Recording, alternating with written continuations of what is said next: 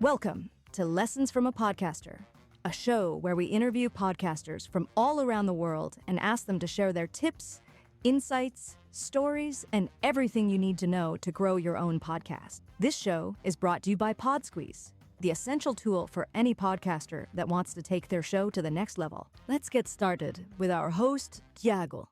Hello, and welcome to another episode of Lessons from a Podcaster. Today with me, Whitney. Whitney, welcome to the show.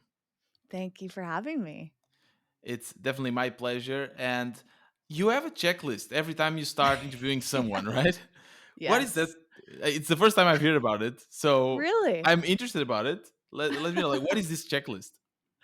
So it's evolved a lot over time. I think for context, I've noticed over time my brain works in I guess for lack of a better word, unique ways. And so I tend to do things a little outside the box. And I really like having a workflow. I like having everybody on the same page with things. And I am often known as like the most organized person in a group. And so all of those qualities kind of came together years ago when I recognized how many things can go wrong during a podcast recording, especially with a Yeah. guest. You know, like Mhm. when you're bringing someone brand new onto your show, uh, you never know what headspace they're in. You don't know how much experience they've Yeah. had. Mhm. I was sharing with you that I'm getting close to 500 episodes of my podcast. This might get Congrats, by the way. uncomfortable. It's amazing. Thank you. It's so interesting. I mean, it's been a little over 4 years, and I've enjoyed it so much. So, as I was talking with you earlier about, and maybe we'll discuss at some point, like the numbers themselves don't matter, but sometimes the milestones Mhm. are really exciting because they give you a moment to look back on what you've done and what the experience has been like, which is why I really was excited to be on your show. And I learn a lot over all of those episodes. And early on, recognizing that I wanted to, even though my show's called This Might Get Uncomfortable, I Mhm. really want my guests to feel comfortable. And I noticed a lot of people are uncomfortable when they don't have a lot of information. Some Right. people like to show up unprepared, and that's okay. But a huge percentage of guests like to be very prepared. It helps them feel more relaxed and able to show up and be present. So I developed a checklist. And essentially, every time something went wrong during a podcast recording, I added that to my checklist to try to prevent it. So the checklist just Wow. kept getting like more and more extensive.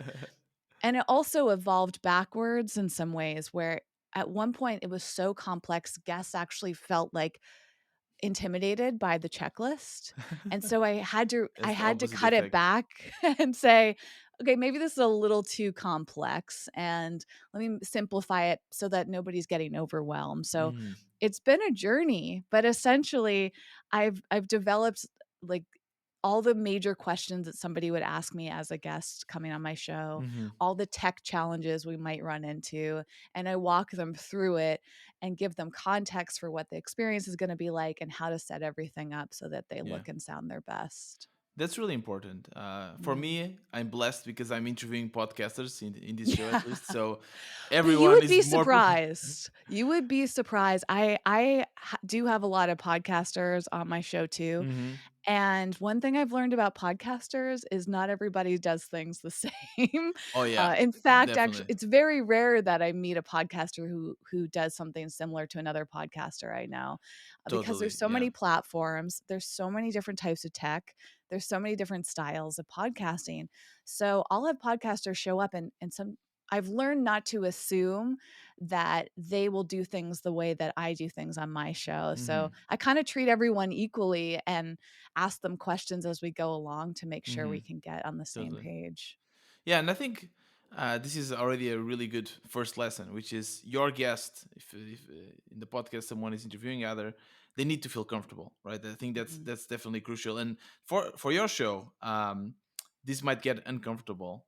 Uh, it's important to feel comfortable so that people can share, right? So what is Yeah. let's do the pitch challenge. What is Yeah. your podcast about? What is your show about in around 30 seconds? How would you describe it?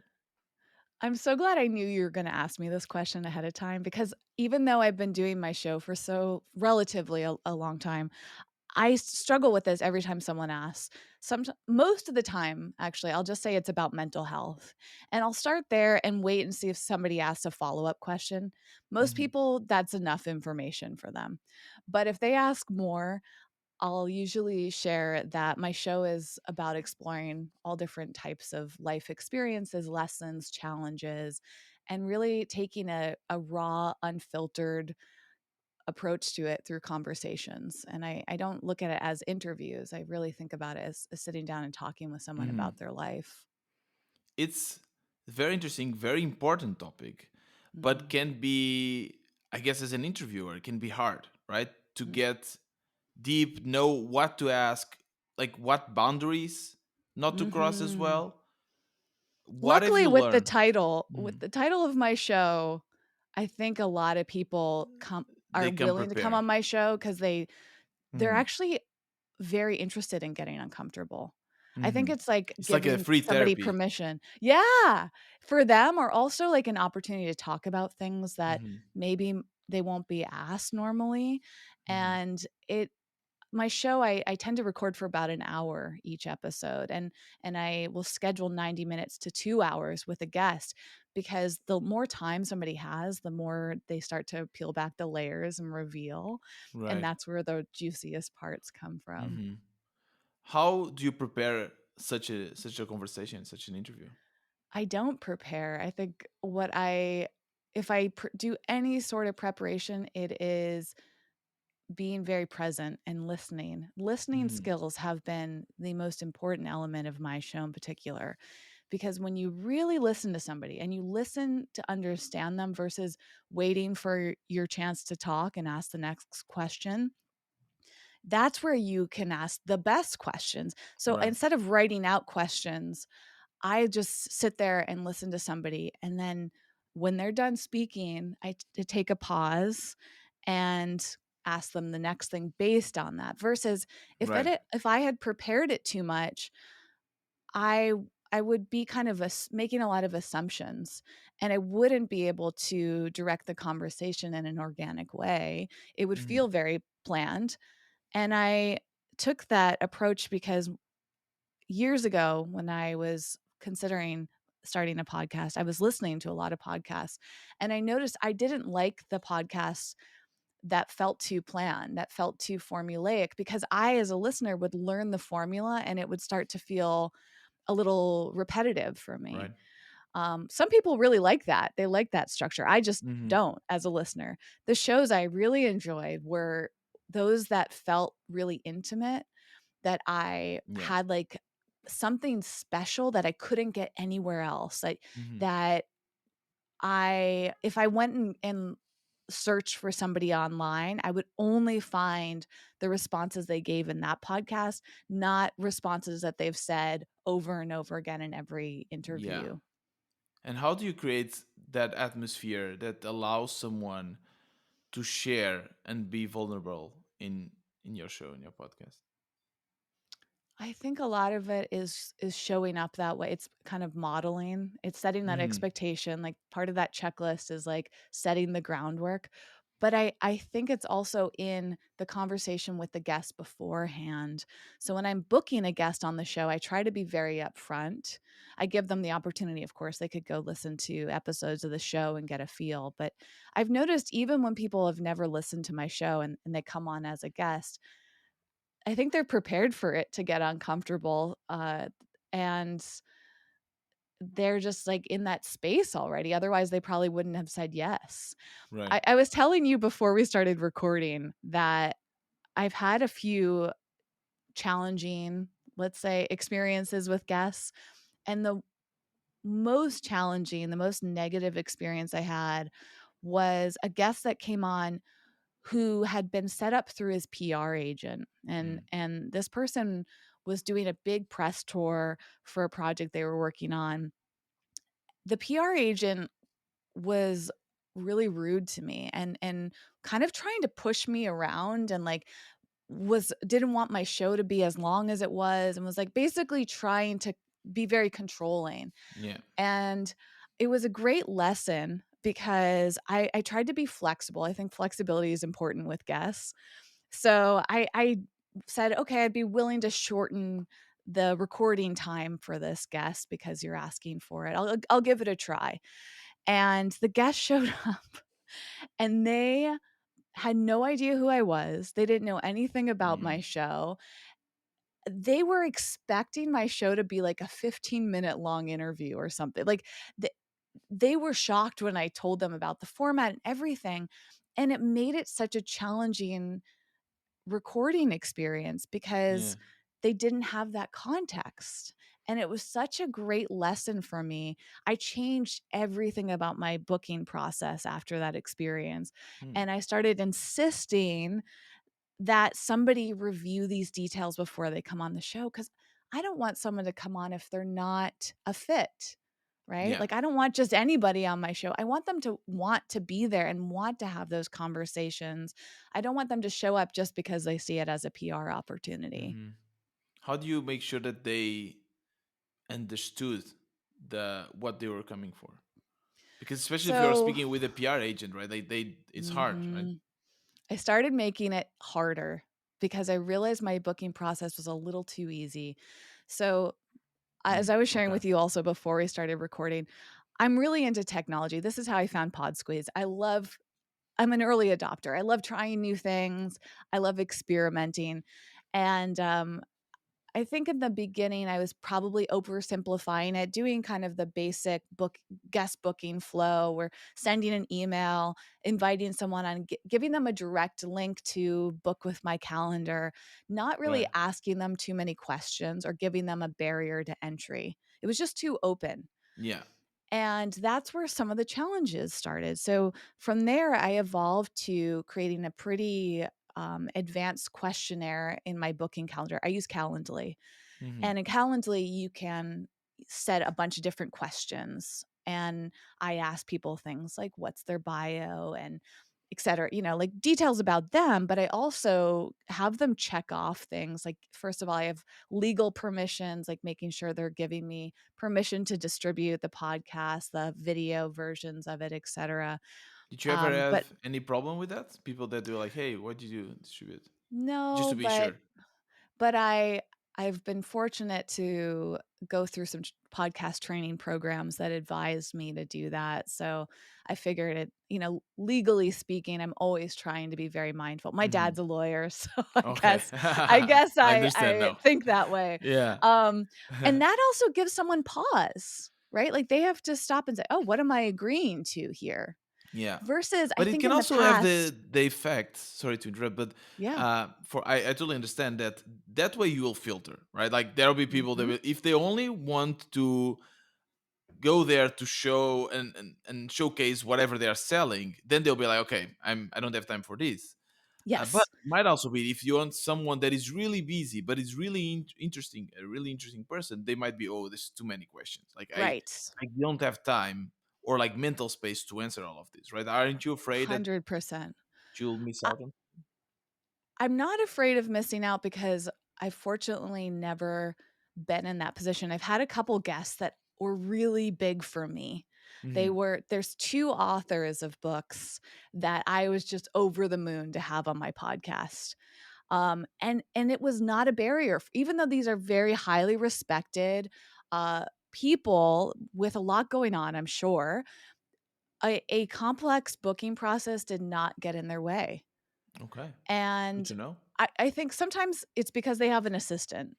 They'll just Mm. send the link to their assistant to fill it out Yeah, or or to their PR GPT. person or Or the. yeah, or exactly. Like there are ways to get through this faster. Hmm. But if somebody's going to spend usually on average for me it's 2 hours my recording process. They're going to spend 2 hours with me. They also want to make sure it's worth their time. Yeah, And so this isn't just for that's a me. good point. This Hmm. is for them. Like do they and that was the challenge with that negative guest experience. I realized I wasn't sure if that guest really wanted to be there with me on my show. I didn't know if it Mm. was worth their time. And Yeah. that was a huge moment. It was a defining moment for me. Hmm. How did you feel because during that interview? oh, it was Like, I don't know. awful. Oh, it was awful. It was that I generally don't get uncomfortable. That's one of the rare times I was deeply Mm. uncomfortable Did you publish it? because yes, I did. Yeah, and I Mhm. won't say who it is, of course. Yeah. I respect the person. Oh my gosh, but the PR person, I actually blocked them because Mhm. the PR person was so rude, and that should have been the red flag too. And going back to your point, there's in life, it's helpful to see red flags. And if somebody's not willing to fill out a guest booking link that I have for my show, That's a red flag. given my Mhm. experience, and I'm after 4 years and almost 500 episodes, like I'm confident in the way I do things. I'm willing to change, I'm willing to be flexible, but I have a foundation. And those are my boundaries. And if somebody's going to cross my boundaries, who's not going to respect those boundaries, respect my format, they're just not a fit for the show. They can Totally. go on plenty of other shows, but you're filtering people out for yourself. I also see it as my duty to protect my audience. Mhm. If somebody's listening to my show on a regular Yeah. basis, they're coming to my show with an expectation that it's going to be consistent in the level of experience. So I don't Mhm. want just anybody on the show because that's not respecting the Yeah. listeners. I think our biggest asset as a podcaster, and it was confirmed in multiple interviews I did here in the podcast, is our content, right? Mhm. And we have a unique content, unique voice, and we need to keep it, right? So even if someone is a Yes. big shot, whatever, if it's going to compromise our content, our voice, then it is not worth it. Beautifully said. And I can also tell you, I've had guests of all different levels. I've had people that are very well known. I that have maybe big followings online or super successful careers. And I've had people who maybe you've never heard of before, or maybe they don't even use social media, like a Hmm. whole range. And I'll tell you that the downloads that I get for these episodes don't necessarily reflect the Yeah. success level of somebody. They do reflect the content and the quality and the Yeah. title and like all those other seemingly minor Yeah. details have a bigger impact. Yeah, I had that too. Sometimes I was super Mhm. excited because someone with 200,000 followers on Twitter was on my show. I was Yeah. like, oh, okay, now I will explode, and then it's Yeah. just normal, just bombed. So Is and Tiago, that actually it's goes very back interesting. to It's a very when you and I were talking earlier and you were asking about downloads before we started recording. I said I over the time stopped looking at my downloads because they didn't yeah, me too. matter. And I also stopped looking at other people's numbers because they didn't matter. And Hmm. because just like you, I've actually found that I'll have someone on, and if I go in with this expectation of this guest on my show is going to do this for my podcast, right? That changes the energy of the experience. I think that people can feel it on some level when you have an attachment to some sort of outcome. But I found that Totally. people that seem to have huge audiences, even if they share the episode, it doesn't always get the Yeah. download numbers that you think it's going to. Hmm. I've had a few exceptions to that. I think some of my most popular episodes were guest episodes that from somebody that had a substantial following. So there's a little bit of a correlation there, but it's actually not as common as you might think. So Hmm. I when people ask about guests and that whole approach to building your podcast, I don't think it's that helpful to look at somebody's numbers and try to guess how Yeah. many Totally. people that might draw to Hmm. your show. I think to your point, bring on a guest who's going to add value Yeah. and Great have a content. good Hmm. energetic match for you. Like if you can have a good dialogue, like I think you and I are having right now, like this is nice. Definitely. Hopefully you feel the same way too, right? Like then your audience picks up on it. Like, wow, this Hmm. is nice to listen to. I want to keep listening to Yeah, this it's a nice conversation podcast. to listen to. It's not awkward. It's not Right. scripted, right? And that's what people Yeah. mostly want. Yes. But let's say you get someone with a big following and the content, you feel good after the interview. You're like, okay, I Mhm. have some nice nuggets. The conversation was nice, was fluid. How can I take the most out of it? Like, how can I then take this episode and share it to the world? What is the best way to really explore the maximum of the potential of such an episode?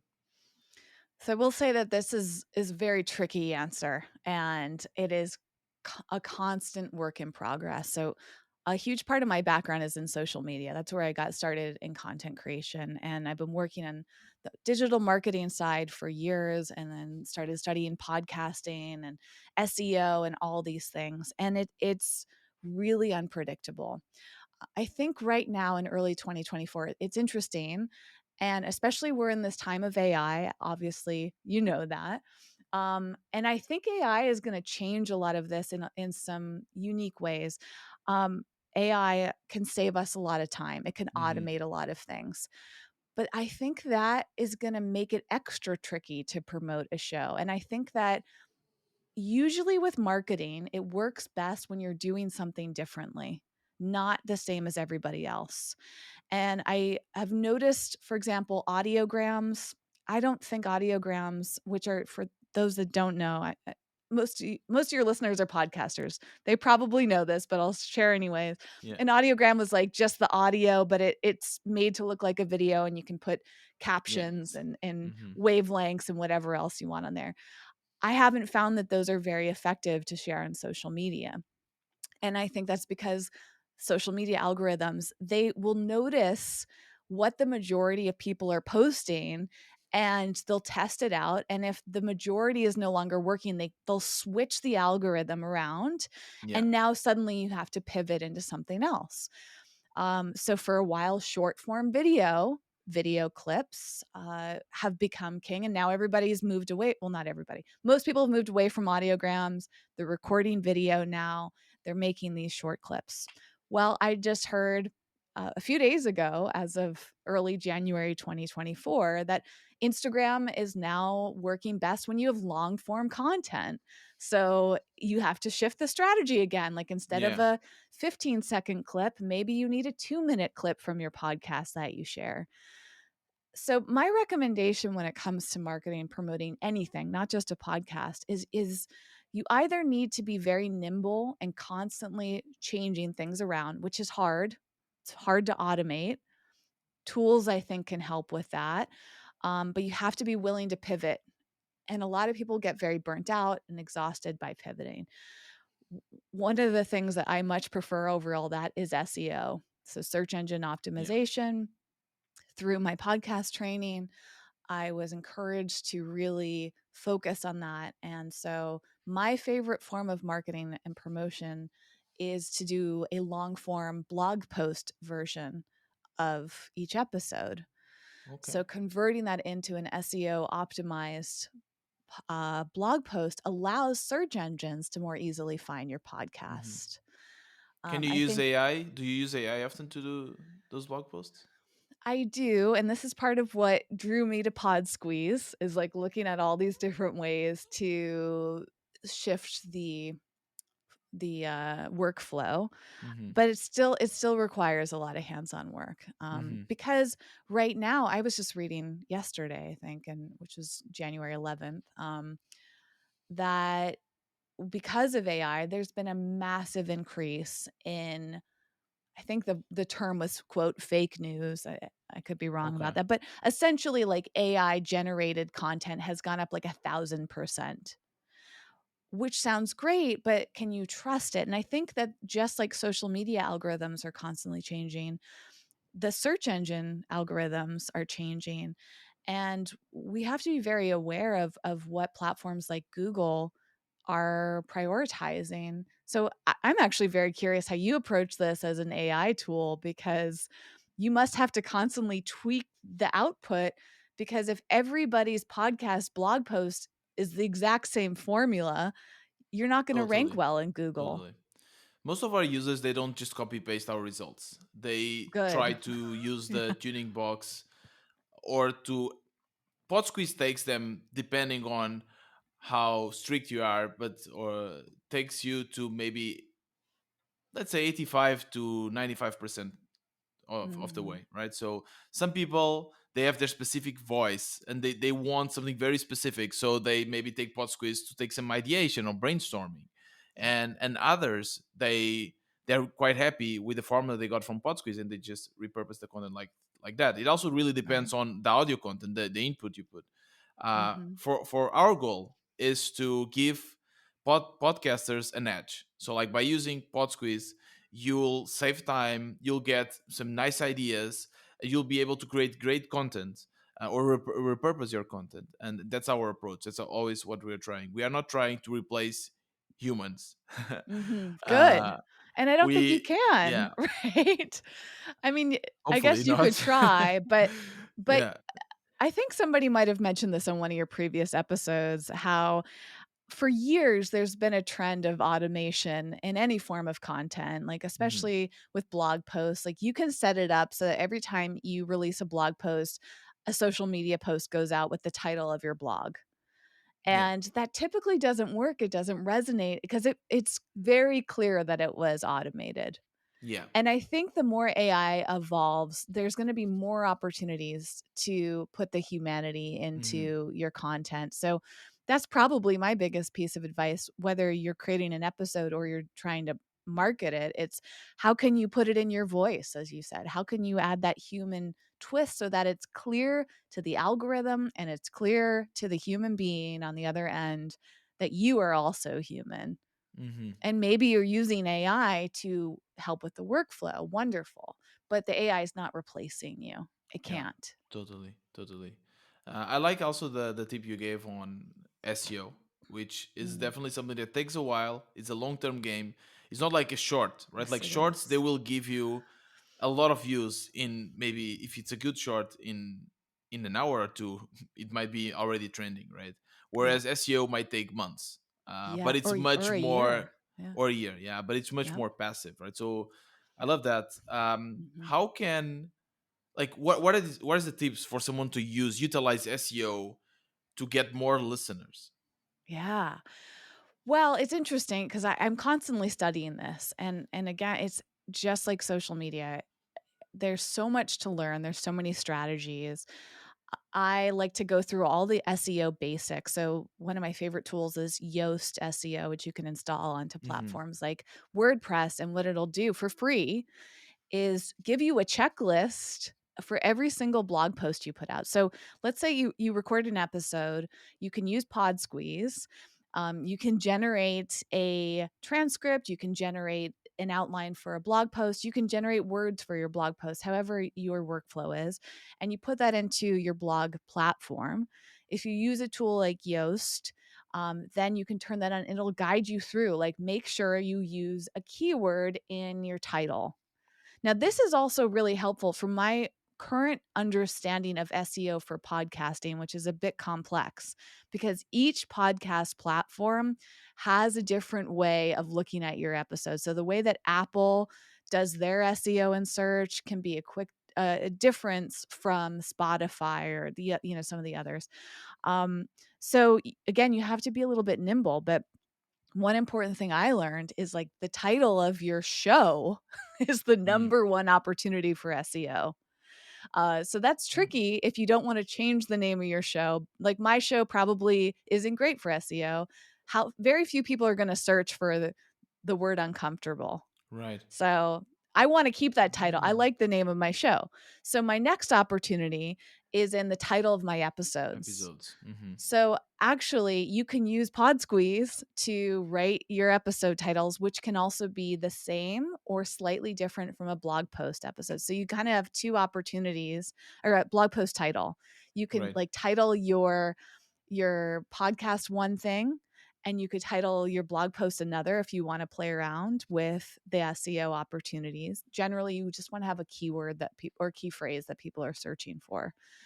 And then there are all these tactics, which again, a tool like Yoast can guide you through, making sure you have good subheadings, make sure your blog post is a certain length, having a meta description, keywords, tags. Um, for context, through AI, I have figured out a way to turn a podcast episode into a really solid piece of blog post, SEO friendly content. Um, in about 20 minutes, it takes me. Wow. So With you only AI, or with a little bit of also your input? mostly AI. Wow. It's if I'm inputting maybe like 30 or 45 minutes. So you decide, do you want to spend 20 to 45 minutes creating something really good for SEO? But the other element of this is consistency, just like with a podcast.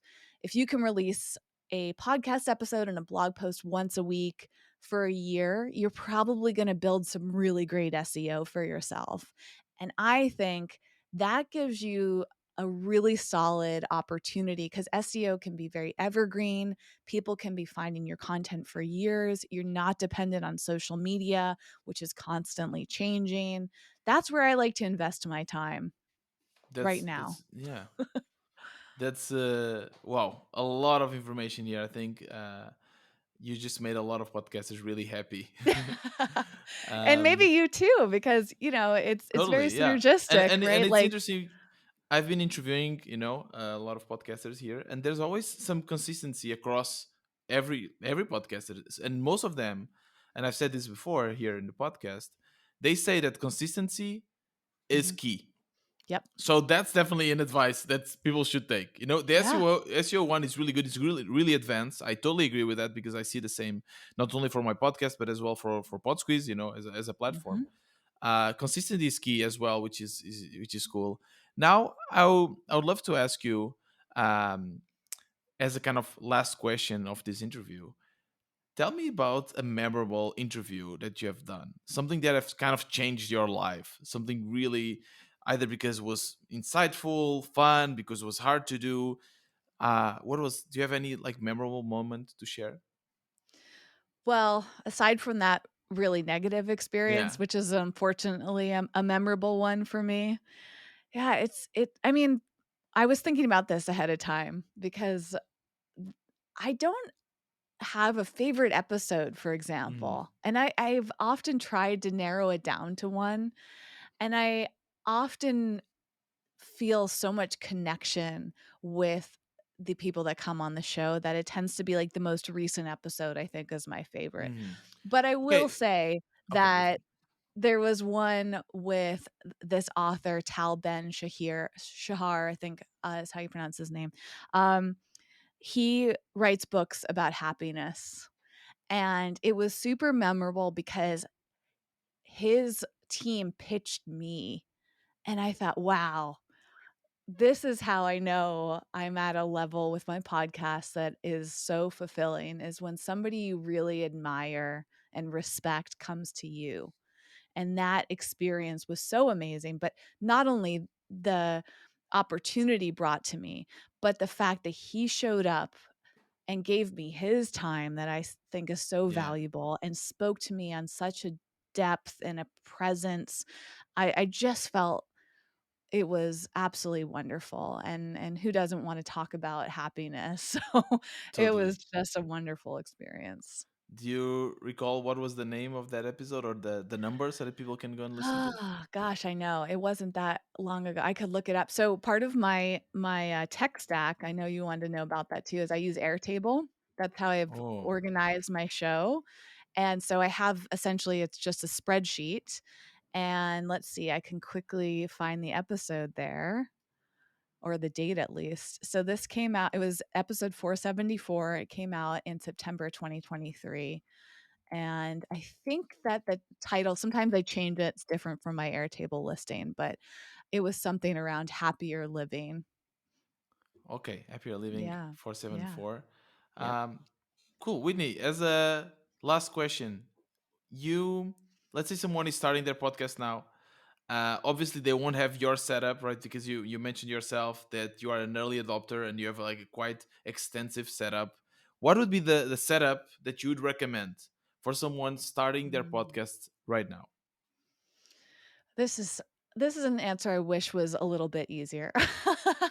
I say the setup that's best is going to be what's best for you Hmm. because everybody has a different financial situation. Like a lot of Totally. people are afraid to spend money, but some people will spend a lot of money with a brand new podcast. I Hmm. mean, I've worked with, and in addition to running my own podcast, I've been working with podcasters for years and seeing the whole spectrum of what somebody can do. It depends on their tech knowledge too. podcasting can be very tech heavy. It can also be very simple. Mhm. So I think it actually helps to sit down and say, do you want to spend money? Yes or no. It's kind of, I don't know what the name is, but you know, when like you have, it's like a tree where Yeah, you're, decision tree. you're just exactly. Yeah. Decision tree. So I think one of the first questions is time and money. Let's say How someone much that time do you, doesn't want to spend a lot of money because they don't know if it will, yeah. grow or not. Something Then like low start with what cost. you have, Hmm. because I actually think most people have a pair of headphones with a microphone these Hmm. days, whether they're Bluetooth headphones, which actually kind of have mediocre sound, wired headphones, like a $20 pair of wired headphones with a mic can have great sound. So if you Okay. already have that, you are pretty much good to go. And then you look at what type of tech you have. Are you going to record on a mobile device, which you can do, or are you going to record on a computer? So the decision tree starts to branch. So just Hmm. start with literally what do you have and Okay. test it out, see how it sounds. Hmm. You probably have a bunch of different mics and don't even realize it because your phone can have a mic on it. Your computer usually has a mic on it. Like you probably have 3 microphones. Test them all out and see how your audio sounds, and Hmm. that's step number 1, I think. And then is there any like host provider you recommend, Yeah. like how to share it and Yeah, absolutely. So that also is going to depend on a budget. If you don't want to spend any low money, cost? Spotify for podcasters, which used to be Anchor, Hmm. is really impressive for what you can do with it. There's pros and cons to using a free platform like that, but there's a lot of pros to it. So I'm a big fan of that platform for beginners that don't want to spend money. If you And do want then to spend money, the 2 other platforms I recommend is Zencaster, which we're currently recording on. hmm. They have an all-in-one recording platform. You can have guests, you can record on your own, and you can host with them. They also have a creator marketplace that allows you to monetize. I'm a huge Zencaster fan. Yeah, me too. I'm also a big fan of Descript, and they recently bought Squadcast. So if you like Descript, which is um, around the same price, maybe a little bit more, I don't know if they offer the hosting situation, but Squadcast is a competitor to Zencaster and also Okay. quite nice. But it's all built into Descript, which is a big Hmm. bonus for me. And then if you want something that's hands off, like if you want a white glove, relatively affordable, but financial investment.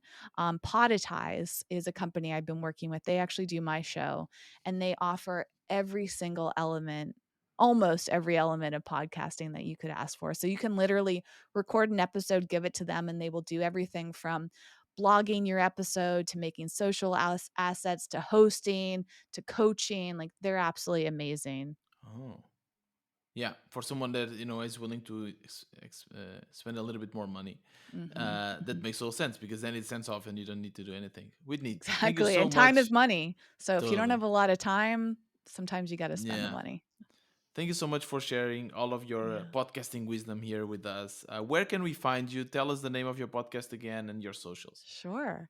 So I actually stopped doing social media in 2022, Oh, except nice. for LinkedIn. So if you want to connect on social, LinkedIn under my name, Whitney Lauritsen. My podcast is called This Might Get Uncomfortable. And because I'm not on social, a great way to reach me outside of that is just through my website and my email. And you can find that at whitneylauritsen.com.